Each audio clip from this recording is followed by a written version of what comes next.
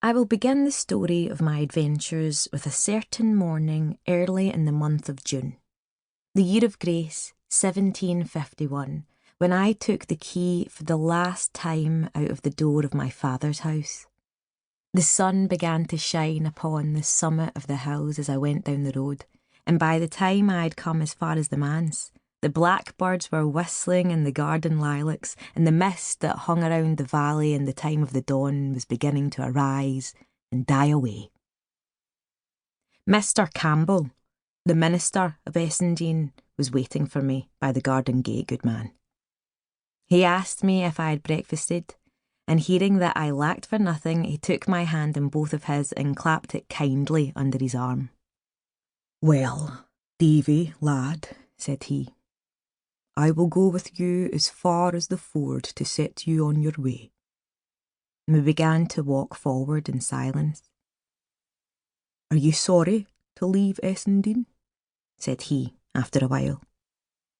"Why, sir," said I, "if I knew where I was going, or what was likely to become of me, I would tell you candidly.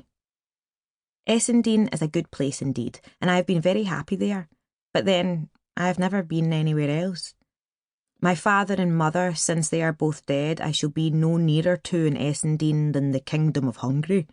And to speak truth, if I thought I had a chance to better myself where I was going, I would go with a good will." "Aye," said Mr. Campbell. "Very well, Davy.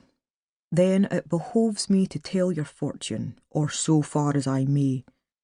When your mother was gone and your father, the worthy Christian man, began to sicken for his end, he gave me in charge a certain letter, which he said was your inheritance. So soon, says he, as I am gone, and the house is redd up, and the gear disposed of, all which Davy hath been done, give my boy this letter into his hand, and start him off to the house of Shaws, not far from Cramond. That is the place I came from," he said, "and it's where it befits that my boy should return. He is a steady lad, your father said, and a canny goer, and I doubt not he will come safe and be well liked where he goes."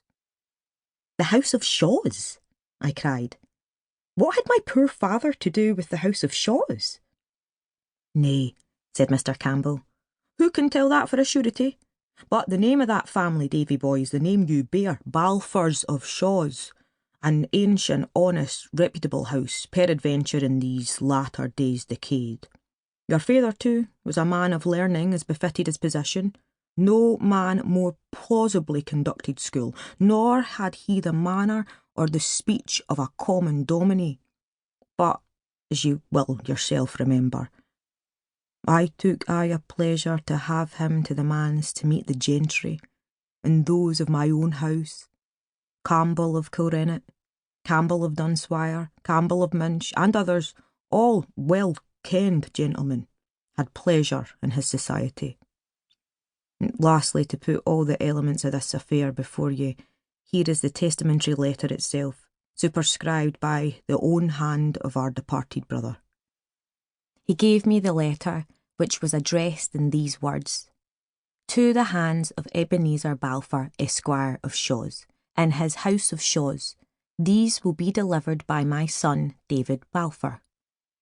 My heart was beating hard at this great prospect now suddenly opening before a lad of 16 years of age, the son of a poor country dominie in the forest of Ettrick. "Mr. Campbell," I stammered, "and if you were in my shoes, would you go?" "Of a surety," said the minister, "that would I, and without pause. A pretty lad like you should get to Cramond, which is near and by Edinburgh, in 2 days of walk. If the worst came to the worst, and your high relations, as I cannot but suppose them to be somewhat of your blood, should put you to the door, you can but walk the 2 days back again and risp at the man's store.